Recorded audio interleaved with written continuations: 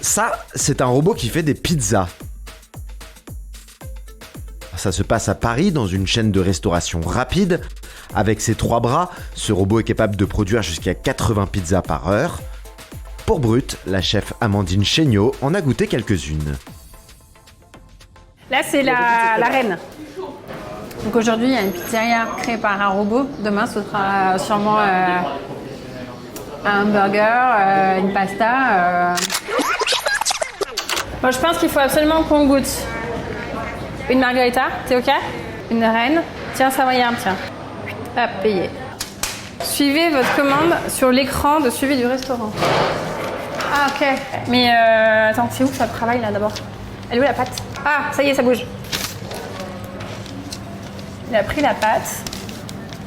Ah, là, je regarde un spectacle, clairement. Quoi. Regarde le truc de la sauce tomate, quoi. Ça arrive dosé, clac. Pose dedans. Il fait comme le pizzaiolo avec sa louche, là, tu vois. Tac, tac, tac, tac, tac.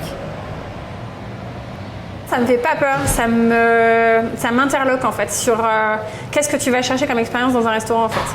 Il y a un imaginaire qui est lié à la nourriture, que ce soit la pizza, que ce soit la blanquette de veau, enfin on a tous, et c'est un peu ce qu'on raconte dans les restaurants. Là c'est quand même très différent parce qu'on parle de, enfin tu vois, ça fait plus ambiance labo, agroalimentaire que restaurant en fait. Donc faut imaginer une autre histoire derrière. Ce type de robot n'est pas unique au monde. Des startups, notamment aux États-Unis, développent des concepts similaires. L'une d'entre elles, Zoom, a fait faillite en 2020 après avoir lancé un réseau de 10 000 camions pizza équipés de robots. D'autres bras robotisés sont capables de faire des cocktails, comme ici à Las Vegas, ou de cuire des paellas en Espagne. En région parisienne, un restaurant coréen est équipé d'un robot pour préparer du poulet frit. Tu pourrais imaginer un de ces bras robotisés dans tes cuisines ? Je pense que dans une certaine mesure, oui. Il y a des tâches clairement sur lesquelles l'homme n'a pas de valeur ajoutée. Que ce soit, tu vois, genre faire de l'éplucher des patates, couper des frites, c'est des trucs, clairement, moi j'ai aucun intérêt à ce que ce soit un chef formé qui me coûte cher en plus qu'il le fasse.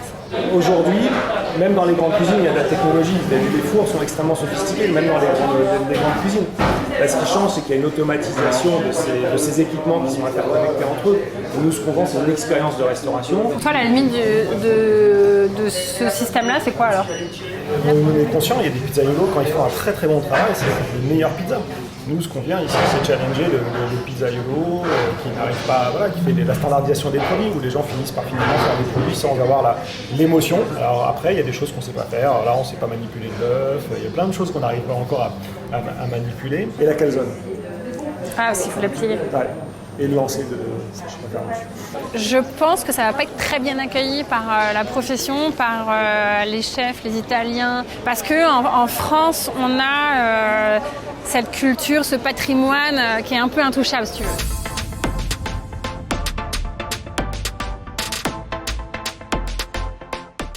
Déjà, on va goûter. Alors attends, parce que là, c'est la phase 2, là. Alors, scannez votre ticket au numéro de box de retraite pizza indiqué sur l'écran civil. Lac 1. 1, c'est là. Tac. Tu veux commencer par quoi? Peu importe, ce qui te fait plaisir. Regarde. Tu vois les petits plots qu'on voyait tout à l'heure là? Ouais.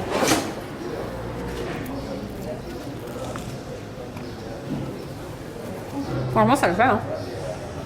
Bah, goûte-toi.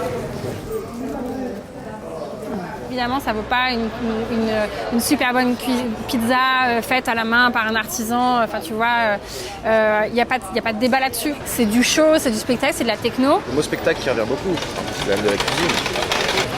C'est de la technologie appliquée à la cuisine.